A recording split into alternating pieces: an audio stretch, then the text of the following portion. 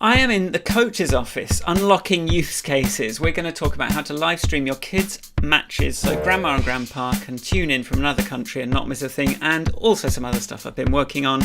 I'm excited, I'm ready to go. Look, I'm full sports. Can you tell that it's not real?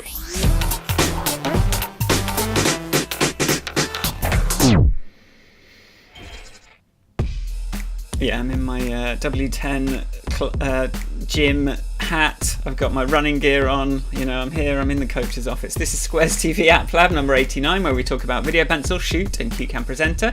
It's a lab on after hours and going out live on YouTube. I'm Michael Forrest, and I make apps. And I also do some other stuff, so I'm going to show you a bit of this at the end actually today. But let's start with basically what's coming through the pipeline. So the first thing is today we're definitely going to get a crash or two in QCam because I have been pulling it to pieces again.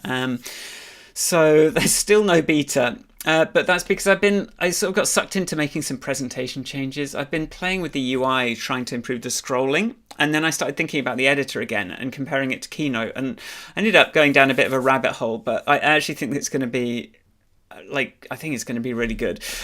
So I'm going to show you what what I'm going to do is I'm going to press stop on this document, on this presentation, and we are going to jump into, where are we?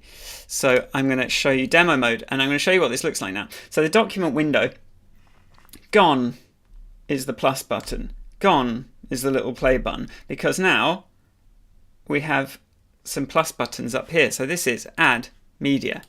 Add some text. Actually, these are the other way around now when I rebuild. Add a screen share. Add a camera. So you've selected a card and basically you see the preview, you see some stuff. And I'm sort of trying to make this a bit more clickable and kind of interactive. But yeah, so you'll kind of go add media, add text straight away, add a screen share like that. You see the iPad screen is right there. Add a second camera, and then sort of all your triggers and the advanced stuff are in another menu. We've still got the dashboard, card, dock tabs, and then up here, the add card button. So instead of being sort of down here at the bottom, I've got it's a bit more kind of native feeling. We've got an add card, add blank card. So when you click this button, you're going to get the sort of that thing. Or you can just go add blank card if you want a blank one. So, and then the other thing I was looking at was what happens in Keynote when what should happen when you press play. So now when you press start,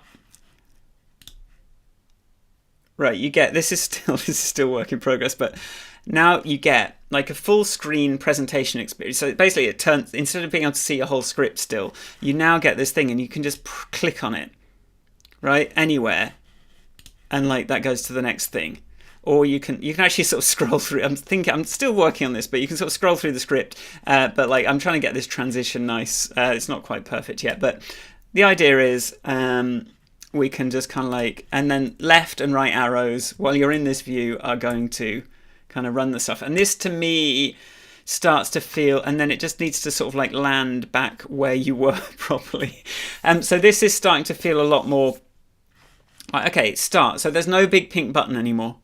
In the main view, it's there's a start button like every other app. Start, and then you're sort of into that, and it just starts from whichever slide you've got selected at the moment.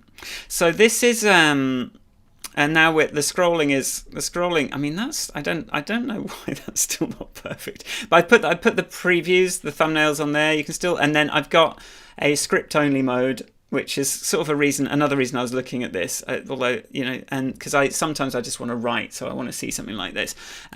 We can come out, see the full editor, and then the thumbnails, and then I've got maybe I'll sort of add some more options up into that area. So this is kind of it's a bit of a, it's not really something that I was planning on working on, but the problem was I was going through my commits and trying to figure out how, just auditing what changes I made, and there was some stuff that it's I can either roll this back and put it onto a branch and come back to it later, or I can just push through and try and get it right, and I just decided I'd rather just get it right because it's extra time if I start rolling things back. All right, that went to the wrong place. So yes, there are many bugs because we are we're figuring things out. So, and then you'll see that those transitions aren't fixed yet because because I've scrolled. Yeah, I need to scroll back into the middle. Right. Okay, so that's that. Video pencil. So I did spot a bug. So I have had a bug for ages on Discord, which says like sometimes it's upside down. And I noticed it was happening on something I was testing today, and I spotted it and I fixed it. So that's the sort of key to me being able to do anything, is if I can reproduce a bug, if you can give me step-by-step instructions, exactly what you do that reproduces the bug, I can like fix that in 5 minutes. If you come in with something vague, like I sound cross, but like if I get something that's a bit vague, this isn't working, this isn't, like, I don't know the device, I don't know what like you're trying to do, I don't know what you clicked, I don't know how to reproduce it, that's like a recipe for me never fixing it, because I can like, I don't know how to play with the app the way you play with the app. I know how to play with the app from the perspective of someone that built it and knows what does what. If you're pressing something, I need to know what you press and how that consistently results in a certain result. And sometimes, like, you know, David's got the bug where the thing doesn't appear. That's very. It's a different thing when the steps you take to reproduce, I can't also take to reproduce. That's a different problem. But you know, the more reproducible a bug is, the easier it is to fix. If I can't reproduce it, I can't fix it. So that's just. One of the reasons I'm working on Video Pencil is like I'm sort of like bubbling up just because I'm working on it. I'm seeing bits of code and hoping that bubbles up some things. But I am going to show you some stuff I started this week. So the first thing is, let's say, I don't know, like I did it like a big star jump. What if I could just go...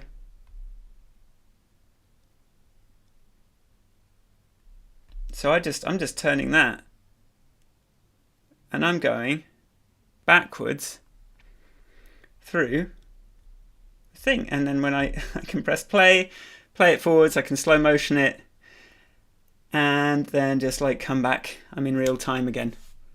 That's going to be a paid new feature for Video Pencil. So what it's doing is it's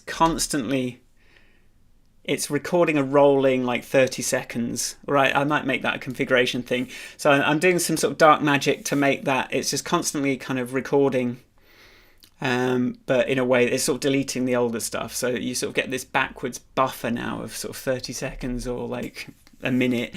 And basically if you kind of do something, see something. So if you've streamed in, yeah, so basically whatever's coming into the main camera, like it doesn't make so much sense for what we're doing here, but if you do have your NDI feed in a lab or, you know, in an education setting, or you're feeding in like some sports footage, you know, some live sports action from cameras, like imagine just being able to kind of go, whoosh. Someone did that, I can just grab the rewind control and just like step back through it. How about that for something that is going to be pretty useful? The other thing I was thinking was like, what if we could take, like, it might be quite good to have a switcher. So I'm sort of like adding a new area. So this is going to be the switches. So you're going to say I'm interested in switching. So I just want live previews of each of the input sources, just there on the side, and then you can just kind of go tap to switch to a different source. That's kind of my goal with that. I was just tinkering with it today, just seeing what the technical issues are with it. So that's kind of like, and then yeah, so just being able to do exactly the same thing that you can do with a video that you've loaded at any moment with your real-time footage. Imagine that. Right. Okay, let's continue. So, as we, I'm going to go over today's thing so I can tell you why I've been looking at stuff in a bit more detail. Right, so let's jump into live streaming kids sporting events. So well, I'm not going to get ahead of myself. What would you like? So this is if you would like to produce your own sort of mini ESPN version of your child's football tournament or something. This is something. This is like, I don't know what ESPN is. I don't know about sports, but I understand that like there's a lot of kind of motivation to want to sort of film those sports days and kind of create a little bit, go a bit above just like I've filmed it on my iPhone camera and maybe live stream it as well. So I'm going to talk about how you can live stream multiple cameras, add graphics to show the score, and just thanks to Chance for sort of going over this with me on Friday and sort of like giving me sort of like something I can share with you, and also then some ideas of how I can make it easier to do. So we're going to do that, and then we're going to talk about how to add live commentary, action replay, and a telestrator. How can we draw on top of this stuff? This is really busy, isn't it, this background? I should have like reduced the contrast or blurred it or something. But yeah, so let's see. So you can do this all with an iPad or two, and then if you add a Mac, you're going to be able to do a lot more. So we'll try and keep it relatively affordable to start with, but be warned, once you get started on this stuff, there's always a new bit of gear to tempt you, so beware of gear acquisition syndrome. So here's kind of the overview of what we want to do. So we're going to take some cameras. Like, I'm not getting my iPad connection in the beta. We've got cameras, we've got our Wi-Fi, we've got an iPad switcher, and we have got microphone sort of there, and then controlling the score and sort of like adding in a scoreboard and then sending that off to YouTube is basically the steps that we're going to talk about. So what I'm going to, like, I haven't used these, but like, I think this is a cost-effective way of doing it. You can get this pack of 3 wireless HD Mevo cameras for about $1,000. I'm hearing some, okay. And so that's, I think, like, if you haven't got a lot of, if you've got like old iPhones and stuff kicking around, then there's other ways to do this. But I reckon if you're just coming in and you want something that sort of like you can just buy, you can get these wireless HD cameras, you can put them around, and like, they come with, they're sort of relatively easy to use. So, and then you get this iPad app called Mevo Multicam that connects to those cameras and gives you a switcher. So this is what that looks like. So you sort of set your different camera sources up, and then once the cameras have been added, you'll be able to switch them by tapping the different ones. So what you're going to do is you're going to point one camera somewhere, you're going to point another camera somewhere else, and then you're going to be on the iPad and you're going to be able to sort of go, okay, the action's over this end of the field, okay, now the action's the other end of the field. And then the output of that is then going to come up on the right. And then to capture audio, you can use your iPad's built-in mic. Let me just make sure that's... I don't know why that's like that. You can use your iPad's built-in mic, but it might be better to plug in a USB microphone via a hub. So I think like audio is something that's very easy to get around. Maybe you could even get like a headset with a microphone on it and like plug that into the iPad. I think that could be quite a good way to do it. And then once you're out in the field, you're going to quickly discover that you can't rely on any existing Wi-Fi. So but you can buy these powerful little Wi-Fi devices for about $100, and I would just like just sort of cover the whole field with you can sort of make a little network with multiple ones of these, so that all of the cameras are going to be able to connect well, and then that's what the iPad is going to connect to, and the internet as well. You're going to want running through that. These are gl.inet. These ones. Yeah. And this will then let you decide exactly where to put the cameras, and will give you more stable video connections between the devices. And then to add graphics, so instead of streaming directly to YouTube, you're actually going to stream to a third-party service that can overlay graphics onto your video. So, I mean, you could do this in other ways, but this is a way just to be able to take that Mevo app and like you can live stream from it. So you can send that live stream to a third-party service before it goes to YouTube. So you do this by so there's an app called Sideline HD, which I do not. Right, I'm discovering that I can't edit the cards as I'm presenting. maybe I do it with this feature, Sideline.hd. No, it doesn't work. It's weird. Yeah, basically this app, I'll show you some screenshots in a sec anyway. It lets you add scoreboards and action replays to your live stream. Does it let you add action replays? No, it doesn't. With customizations for various different sports. So they've got like baseball, softball, volleyball, water polo, soccer, football we call that, lacrosse, basketball. And so you can add a scoreboard that sort of like sits up here with a little bit of custom branding, and then whatever sport is being shown, that footage is then going to have this overlaid over the top of it. And then you're going to update the score through like a phone app that looks something like this. So there's like a little plus button, so you just sort of go, the score is now this, and I think these are sort of specific to each sport. You'll get a different control panel like that. So as you can sort of imagine, that's you're going to be down here. You're going to be so you've got one person maybe doing the multicam, and then maybe another person keeping score, or like when someone's I think that's probably how you do it, because anyone can just like log into that website and do it.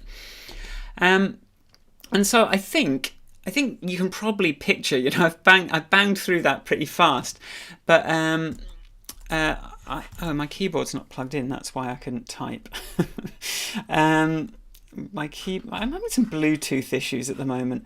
I just want to make sure I can see my Ecamm about the multi. Okay, so Tony Mobley says, can you repeat the thing about multiple cameras?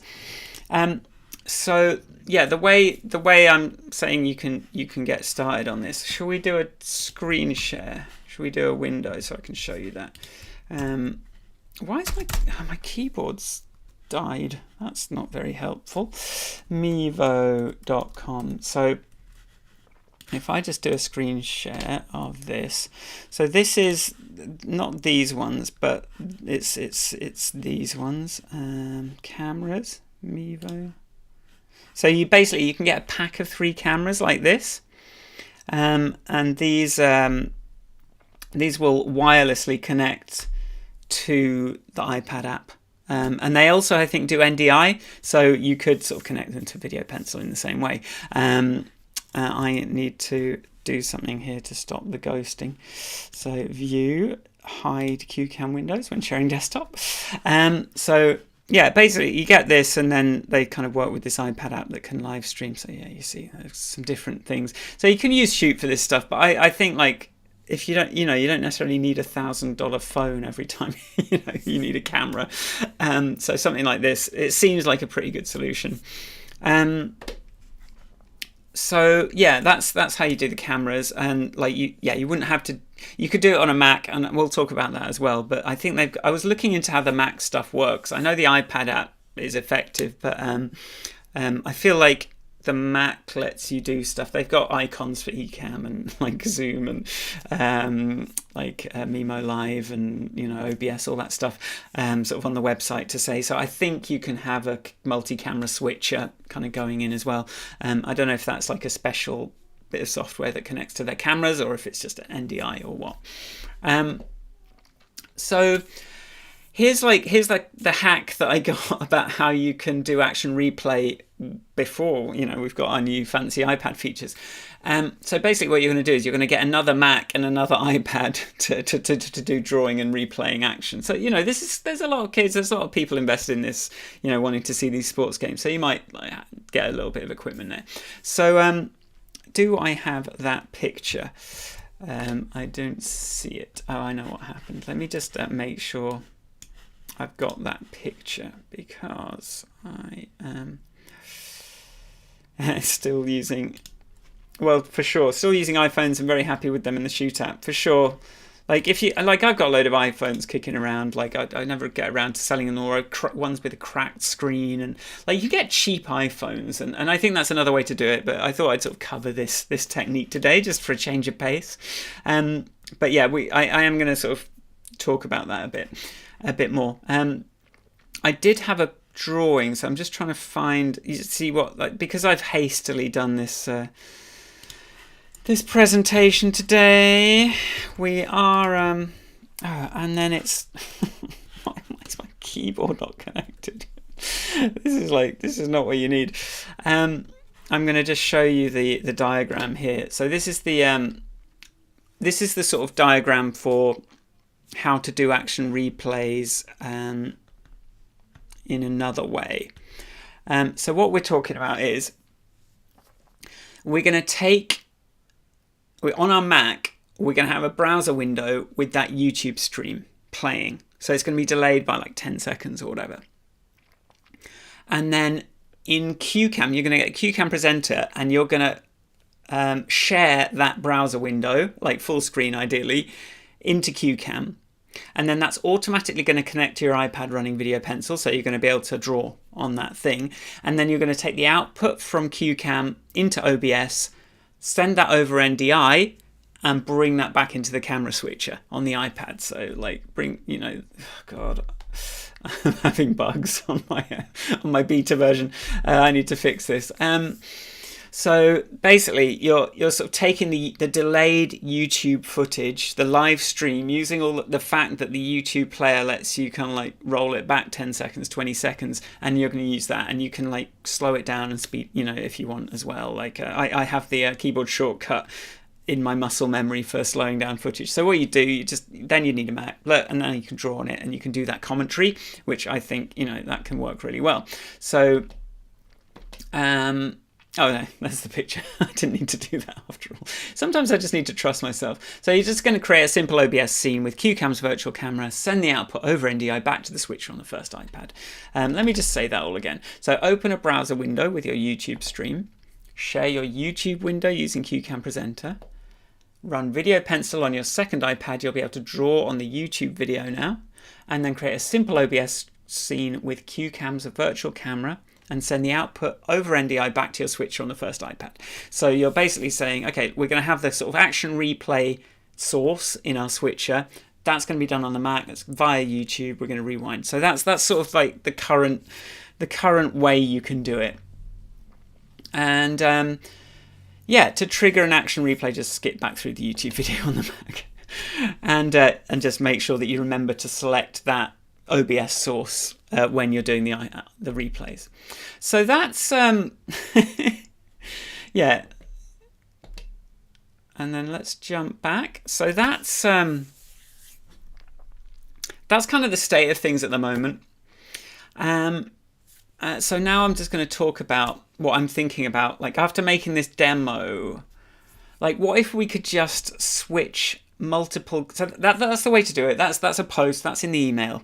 Like, but what if we could just do this all in Video Pencil and then stream the output of that? So what I'm thinking is, like, take your iPad, you've got Video Pencil here, you've got your cameras coming in, so you can have your Mevos doing NDI, you can have Shoot doing Shoot NDI or Shoot's connection, you can have any USB devices, right, in the switcher in Video Pencil, and then you're just like, you could already do this, but I think it would be a nicer experience if you could like preview what's on each of those cameras at the moment, so you can just like, it's easier to decide what to draw on at the moment, and then whatever's coming through you can be drawing on, and you can also now use this new action replay live feature. So basically anytime something happens, you can just like and sort of spin back. And so I think, and I'm just thinking it through, and then we just basically either plug the HDMI into a computer running like OBS, or like a YOLO box or something, I think, like that just I think can live stream on its own. Or do I also add like live streaming to Video Pencil? There's a framework that I integrated it in EasyVJ. It took me like an hour. So maybe Video Pencil can live stream as well, and then you could live stream that to your scoreboard service, and then have the scoreboard service, you know, send that to things. So now you basically, one person with an iPad is able to, and then you can plug in a microphone in the same way, and that's the audio side of it gets a bit more complicated because my action replay is it's not quite doing audio at the moment, although yeah, let's not get sidetracked. But what I'm imagining is yeah, take the multiple camera sources, switch around. So yeah, this is kind of what I'm thinking. So Tony says, I see this as a fantastic opportunity for educators also. And yeah, for sure. Like, so I know, you know, that if you're teaching in a lab, you've got the microscopes, like, you know, the eye surgery practice, you've got 6 microscopes in a lab. They're all plugged into a hub, which is plugged into the iPad. Now, if you can get a live stream from each, you know, you can switch to one of those microscopes. At the moment, you can do that with Video Pencil, but like I know there's an issue. Like if they've all got the same name, it's quite hard to know which one's which. Whereas if you can sort of see the video feed coming into the switcher, that's cool. And then just being able to rewind whatever at a moment's notice. And we see kind of what falls out in terms of requirements for the action replay, because what do we want to be action replaying all of the sources? Like, do we want to be recording all of them? And how does that all work? Or do we just sort of take the feed? But yeah, like you can use Video Pencil, you can have multiple sources, and then you can stick that on an Apple TV in the room, or you can put it on the Zoom call. So this is something that's doesn't feel too far off to me. So that's kind of my sports stuff, and I had a couple of questions on Discord this week that I just wanted to just spend a few moments on. So the first one was, how do you record content? Well, this wasn't the question, but this was kind of the intent. How do you record content on your Mac using your iPhone as a combined camera and teleprompter? So I'm like, I want to churn out some content. I think this would look better on the side. Let's try that. I think this would look better. This isn't. Let's just try. I think this would look better if we were on the side. And I'm going to do it for the other one as well. Right. Go. So, yeah, I'm testing my software as I talk to you. How do you record the content? Right. Because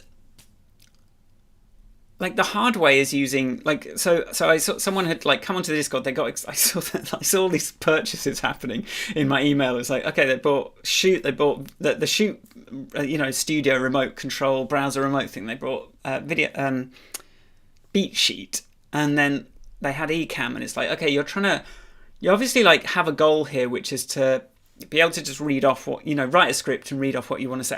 By the way, I used Beat Sheet this week, and I was like, this is a simple breath of fresh air after QCam, but I can see why it evolved. But like, I'm pretty happy with how easy, like straightforward Beat Sheet is to use, and how like there's not anything extraneous. But it is what it is. Still think like you find yourself needing more and more and more. But the beautiful thing about QCam is that like you can just so the problem, let me just sort of describe the problem a bit more. So first, connecting Beat Sheet to Shoot. There was some that works much more easily than it did in the video demos that I originally did, because it now uses that Shoot QCam Suite connection. So it actually connects pretty seamlessly to give you the teleprompter from Beat Sheet. But then like, how do you then get the camera feed into Ecamm to record? Because you can't even just do a USB screen mirroring, because it's going to have the teleprompter over it. And I remember it sort of took me back. Oh yeah, and then there is a way to sort of trick the phone into sort of like because like you're supposed to. There's this quirks with how Shoot has to work when plugged in over USB. So I can't just say like just use USB for this, and that is, and then recording and. Sorry, I had some popcorn earlier, and then there was a bit in my teeth. And then and then how do you record? How do you do this? It just felt like it was a bit too many steps, and it's enough that you spend 2 hours on it and then you give up. Whereas with QCam, like you automatically get the clean camera feed wirelessly. You can write the script, and there's a record button. So like, if you just want to make scripted content and use your phone as a camera as a teleprompter, which I think like I'm seeing that people want to do, QCam is actually really simple. And like, I wasn't overcomplicating things. It's just that the status quo is still really complicated. So, and this is the thing, like I need posts which are like, if you want to do this, it's literally plug in the phone, write your script, press record.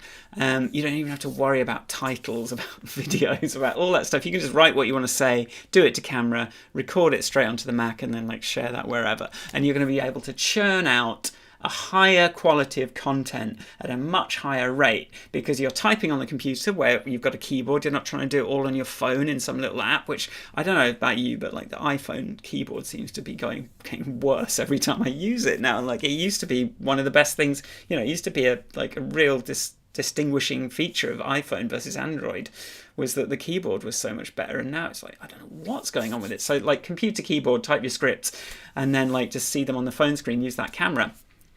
Like, and then With QCam now you're sort of unlocking all the other stuff you can do. So, and also just the fact that QCam is one thing. It's like you don't have to buy 16 different things. You just get the QCam subscription and the unlock shoot, and you don't have to think about any of the other stuff anymore. So I just like, the trouble is because I've kind of meandered my way to this point, there's a lot of information on Squares TV even just saying, oh, here's a way you can do it, here's a way you can do it, here's a way you can do it, but like I need to sort of make sure everyone knows, okay, well, like that's a slightly more complicated way of doing it than is now necessary. Anyway, the second thing I heard was, how do you get a great connection to Video Pencil on your Mac when running Keynote and PowerPoint presentations during meetings and live streams? So yeah, somebody on Discord was having trouble getting a good NDI connection to Video Pencil with OBS. And the trouble is, it's really hard for me to do anything about that because NDI is a black box and you need to be a bit of a network expert to troubleshoot connection problems. And then it's going to be even worse if you're in an educational institution because you're going to be on sketchy Wi-Fi. But this really is this is the problem that set me on the path to QCam. Via Video Pencil camera. So I decided to, I was like, okay, we'll get NDI working, we'll find the workarounds, but then I'm rolling my own networked video protocol. I'm going to use all the best compression stuff that Apple has to offer. And then now we've got like this, this kind of like this connection that we can use. And I'm not just sending video now, I'm sending like control signals two ways between devices, Video Pencil. So I made Video Pencil camera, and then it's like, well, why don't I make it so that you can switch the pens from your Mac with your Stream Deck? Like we start getting into that kind of stuff. And then that's kind of what QCam grew out of, all of the potential of not being reliant on NDI anymore. And you've seen the panel, like just being able to sort of troubleshoot Video Pencil. I think I can show you this. I messed up my top bar because I put in that sidebar, so it's hard to click on things. But like, if you've seen the debug overlay, like all this information I'm able to expose about what's going on, that I just was a black box to me when I was using NDI. So like this is sort of like, it just unlocked so much. It's just me having control over that connection. So basically, what this means is if you just want to show a keynote and draw on it, you can do it with the free version of QCam with no strings attached. You don't need anything. Like all you do is you download QCam. You don't have to like give it any, you don't have to give your email. You don't have to sign up for anything. You just download it and run it. Like there's nothing. Then you've got to do the whole grant permissions rigmarole. That's a bit annoying, but like there's 5 things. I try and make it quite simple. Then you're just gonna, like in OBS now, you're like looking at this blank scene and you're like, I need to create a camera source layer and like find that and then size it to the right size. And like this, you just like, it's probably already going to have your main camera selected. So you probably don't even have to do step 3. And instead of like, I'm going to make a scene and multiple scenes and I'm going to have layers. No, we have a main camera. And then you're going to click the share button and it's going to go like select a window. And you're going to select the window and now you're sharing the window. Right? And now you're showing your PowerPoint. You can be picture in picture. You can not be picture. I would say be picture in picture. If you've got a green screen, you can be like super picture in picture. And just Video Pencil now just works. You didn't have to download the NDI plugin and then separately download the NDI or whatever like runtime that you've got to do and then install that and reboot and install the other thing and reboot and then set up the output and then add an NDI layer input and make sure it's transparent. No, it just works. You're just drawing on whatever you're seeing in QCam. And then like you don't even have to stop the screen share. Like if you're sharing something, you can just use Aside 3D. Like just to move the presentation out of the way, talk, draw, say something, and then just like Aside 3D, bring it back. And like it's, that drawing I just did, it stays there. Like how cool is that? And so this is like for free. You can like, well, let's say like, and then the question I asked was, are you live streaming or video calling? And so if you're sending it to Zoom, just use the virtual camera from QCam. And if you use the virtual audio, then you get the magic sparkle sound as well. So that's kind of cool. Without having to set up like an extra audio input to your computer, like it just works, right? And then if you are live streaming, just like create a simple stream in OBS with QCam as the source, just like a one camera source, camera capture layer, QCam presenter, camera, and just like stream that. Just press go live in whatever it's called, in OBS, and you're there. Like, you don't have to troubleshoot NDI, you don't have to create these complex scenes, you don't have to like think about all that stuff. All you've got to think about is main camera, what am I sharing? I can draw on it, I can move out the way of it, I get all of this stuff if I've got an iPad as well.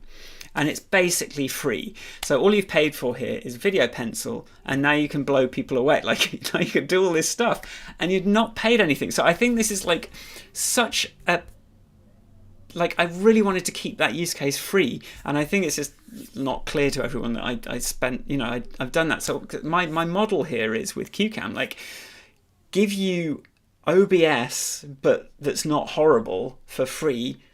And then, like, once you start wanting to go, okay, well, I actually want to switch to a different camera, I want to switch to a different share, I want to add some text on the screen, then you start getting into the presentation creation within QCam. But if you just want to share a keynote, you don't have to pay anything, right? So that's that. So we are at 18:35. I'm thinking probably we might be skipping John this week. But I have to say, if you're not subscribed to this channel, subscribe, because John is really sort of like working QCam out like every day. He's kind of doing these little videos. And you just can sort of see some of the stuff you can do. Sometimes I don't always understand like why you would want to do a certain thing, but like, I think it's good to sort of see the excitement around having this tool set, and it's just nice to see that John's really getting comfortable with that. I see, like with all the sort of ins and outs of it, and hopefully that gives you the confidence to give it a go as well. I don't know. So let's do, I'm gonna sort of break the fourth wall time to a minimum. So again, yeah, like we're in the new oh, the keyboard. So demo mode, like I'm presenting, I'm just on this screen at the moment. I can go, look, I can go backwards and forwards, or I can sort of scroll. If I press stop, you can see, like, here's my script. But yeah, I'm sort of like work in progress on this. So when I click on these, there's this. I've sort of put these controls, I've put the audio. I'm sort of trying to make it so that you can sort of click on things and they come through, but and like show that, okay, this is going to be sharing this. But yeah, that's all I'm going to show today. I'm not going to get too involved in breaking the fourth wall today. If you're here every week, you've seen it, and it's sort of like a bit of a work in progress as well. We didn't crash, by the way. I managed to avoid a crash. There is actually a crash where if I click on a card from another app, it will crash. But I've just realised that wasn't happening because I'm not in editing mode when I'm presenting, so like I'm safe from that crash implicitly. I do need to figure it out, but it's one of those weird Mac ones.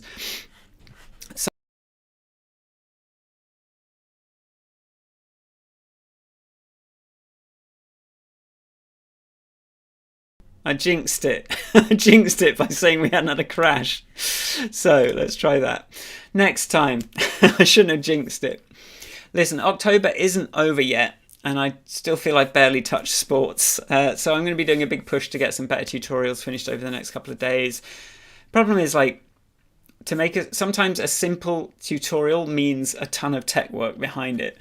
So sometimes I want it to be 3 steps, but that can take months of effort to make it 3 steps. And then I forget that it used to be more steps. That's the problem. I keep looking for what other steps I can take away. So I just need to keep keep coming back and saying, no, this is now super simple. Let's make sure there's 20 blog posts about it. So yeah, that's kind of what my plan is for next week. I'm not going to make any promises about this betas being out, because I was wrong. I thought I was going to get some stuff out, but like there's just, I keep seeing more possibilities and just not wanting to move back to move forwards. I just want to keep moving forwards, and if that delays the betas a little bit, I think that's better than sort of like having to do stuff twice, which is sort of the other option for me. So yeah, so I actually didn't even have to, I started at like 8 this morning. It's 6:40, I started streaming at 6, and I've just been preparing all day. And it's like, so I didn't even have time to do any music stuff. But what I'm going to do is something I'm going to show you that's not remotely sporty, but it's something I did back in the end of 2018. And so what I'm going to do is I'm going to show you this rig, and I'm playing a little jam, and then I'll sort of like explain it to you as it plays a little bit, and so that you sort of have an idea of what's going on. Thank you so much for watching. I really appreciate your attention. I don't think we've sort of lost the Discord link, haven't we? If you want to find out more, squares.tv/discord. If you want to email me, just email me. Like, if you're not on the mailing list, get on the mailing list, because I send an email every time. And also now they're becoming a bit more of a catalogue of links that you can like forward to people if they're trying to do something. There's like a link to the tutorial. They can sort of do the tutorial and they can tune in. So yeah, that's me for this week. Thank you so much again. We've got a good little group on the Zoom, which I always like to see, and I'm just gonna like play this weird thing that I did ages ago. Thank you again. Come on.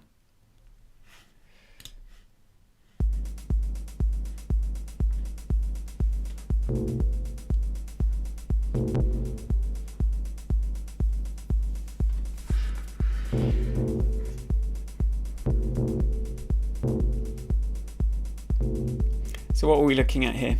So this is Euro rack. Oops. Thanks. This is a Euro rack. So each of these is like a little music module.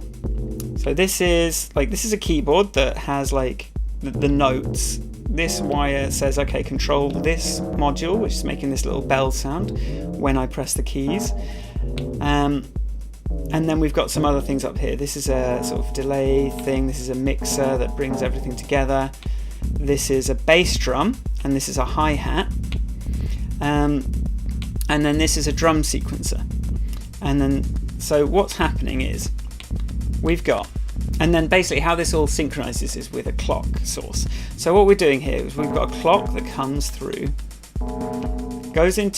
comes out of here and goes into the grids, and that's running this sequencer here. So you see the drums. Oops. Oh no, that was in the content, that Zoom. So if I just wait for myself to zoom out. Oh wait, I can do this. Amazing.